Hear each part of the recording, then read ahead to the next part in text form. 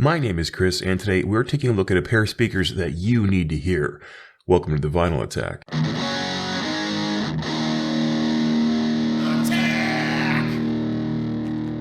This video is sponsored by me. The more eagle-eyed of you seem to notice the brand new Vinyl Attack t-shirt design that I was wearing just a couple of reviews ago. This sci-fi throwback homage is already in the hands of my patrons at the appropriate level, and if you would like to get one for yourself, now you can. They're right on the show website, www.thevinylattack.com, along with matching stickers, a perk every patron who signs up receives. So if you fancy looking your best when you head to the record store or your next concert you attend, all the while helping this channel continue to grow in addition, order yours today. When it comes to speaker design, everyone seems to have an opinion. From engineers to enthusiasts to audiophiles to the general public, we all know what we like, or we at least know what we like to look at anyway. In this regard, the Alta Audio Alyssa stand mount speakers are certain to elicit a reaction. While on the whole I think it will be a positive one, I suppose some out there might not care for the design, but I've yet to meet them. The shape of the Alyssa stand mount speaker is certainly unique, but also purposeful. But before we talk about the why of that, let's touch on some of the specifics overall. Coming in at $5,000, the Alyssas aren't cheap, but they're also not out of the reach of the average consumer, in my opinion. Yes, it may take some time to save the money to purchase them, but their modest price tag for what you get is certainly attainable, not to mention the feeling of accomplishment you get when you finally bring home that new addition to your setup after working diligently toward your goal, or at least that's how it is with me. Available in 3 finishes, gloss black, beechwood, and rosewood, the latter 2 options adding an additional $1,000 to the price tag, the Alyssa stand at 14.5 inches high, just over 9.5 inches wide, and 14.25 inches deep. Not an overly large stand mount speaker, but you can certainly feel the build quality in their 28-pound package. Much of this weight coming from the interior design of the Alyssa that company founder Michael Levy employed to fabricate their sound using a material called damp hard in their construction. Damp hard is a multi-layered, multi-density material that aims to extend the low-end performance while reducing unwanted cabinet resonance and dial in the specific sound Michael was going for. Think of it as a fancy MDF that has been infused with a special damping material. But why use this substance as opposed to just stuffing in some padding or insulation as you might find with other speakers? Well, this material not only reduces said resonances, but it makes the sound produced more clear and less distorted, keeping the soundstage more pure by using the cabinet's design to benefit the sound as opposed to trying to isolate it from the equation. Speaking of resonance, let's talk about that shape. While I've heard several say that it reminds them of Darth Vader's helmet, the actual reason for its use was much more practical, outside of just looking cool. Michael explained it to me like this. If you look at all the instruments used in making music, there is a specific shape to each of them to project their sound. Speakers are no different, or they don't have to be different. While it's clear some shapes wouldn't produce a sound that works well as a passive loudspeaker, it would seem that the violin-inspired shape found on the Alyssa certainly does. Michael claims there's no wasted energy with this shape, as the sound isn't bouncing around erratically inside a square box, but instead projects itself forward as intended. The shape itself playing a major part in smoothing out the resonance and providing a more dimensional sound. Is that in fact the case? We'll get to that shortly, but first, let me tell you about the drivers of the Alyssa providing the sound we're discussing. On the front, you'll find a 6-inch woofer that includes a massive 3.1-inch diameter long throw voice coil constructed with a titanium former for fast, accurate, and powerful bass and a 2.5-inch ribbon tweeter to bring sparkle and air to the top end. The titanium in the former, or bobbin, is not only responsible for helping the fast, deep bass come to life, but also the larger-than-life sonics overall because of the larger-than-normal voice coil with a driver this size that the titanium build helps make possible. The ribbon tweeter is explicit in its design and selection for the Alyssa as well. A very low-mass tweeter that has exceptional movement makes the upper registers and high-end vastly multidimensional.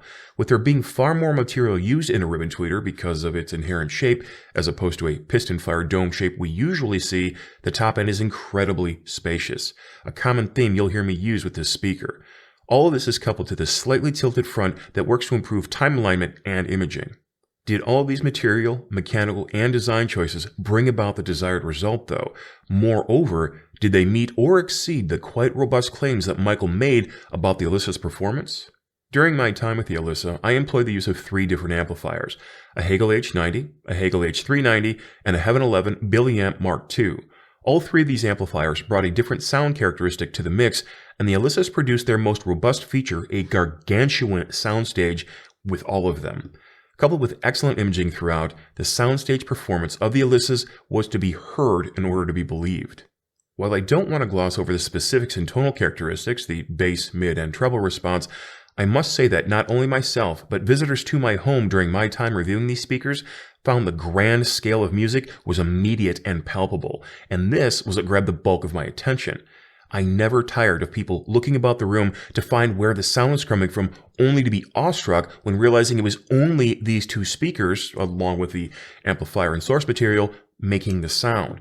It's always a treat to watch non-audiophiles experience something they rarely, if ever, do. That was certainly the case here, and the Alyssas played a major role. The register of male vocals were crystal clear in their projection, with the tone and timbre you would expect, placing them expansively in the room, yet still up front where they belonged. The Alyssa's superior imaging and soundstage made these performances more accessible than any speaker I've had through my home thus far. Spending some time with the Analog Productions' mega high quality 45 RPM pressing of Muddy Waters' Folk Singer, these attributes revealed themselves in abundance. His ability to float seamlessly between singing bass and baritone on this album had never been more apparent to me. The tremendous dynamics of this record displayed the sonic range of these vocals with unquestioning certainty. Depth and texture were as apparent as Muddy's breath between words, and I've never heard a more accurate musical performance in my own home.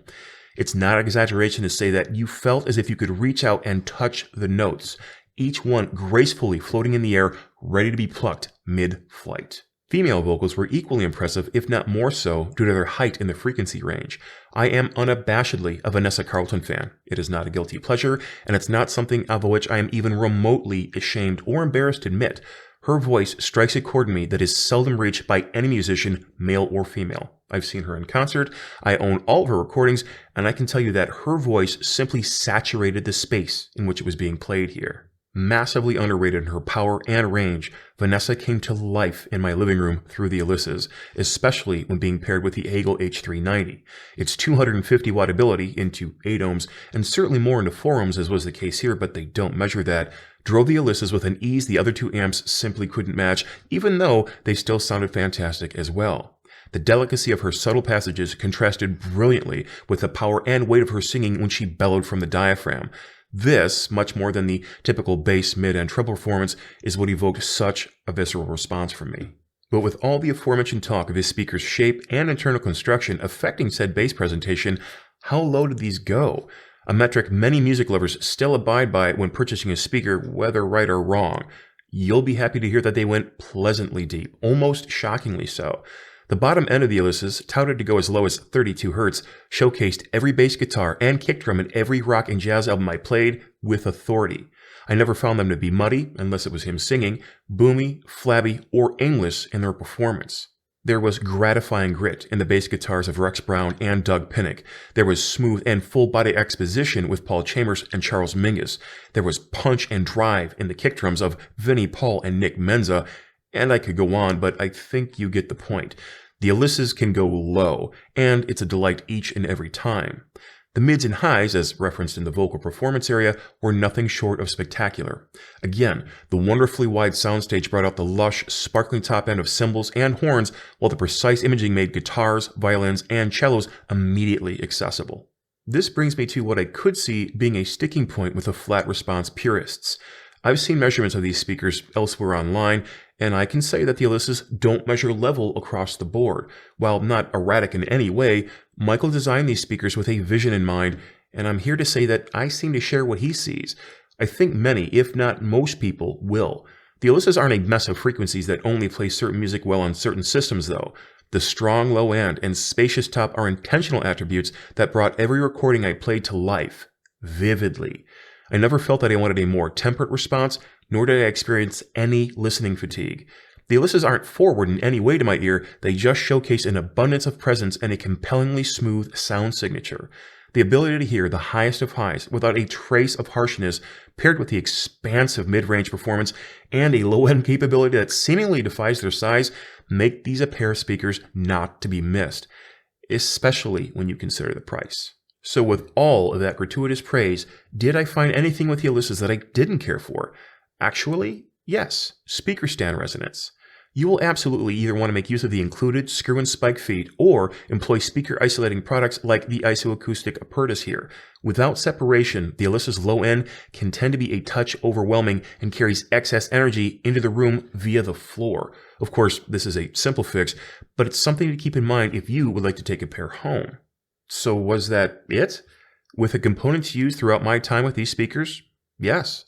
Now, obviously, they're not perfect. No product is. But when you look at the amount of performance you're getting from these $5,000 speakers, I think you'd have a hard time picking them apart as well. With that said, it is no surprise at all that I eagerly award the Alta Audio Alyssa stem-out speakers the Red Seal. I am already looking at the hi-fi components that I don't use much, as well as considering selling plasma to put together the capital to buy these speakers for myself. That's how strongly I believe in them. Would it be the last speaker purchase ever made? Certainly not. But it may be the last stand mount for years, as I can't see unloading them anytime in the near or distant future for that matter. Save for perhaps a pair of Alta Audio's Atom floor mount speakers, but that is a topic for another time. Thank you to all of my patrons on Patreon who help make these videos possible. Thanks to you for stopping by to watch, and I look forward to next time.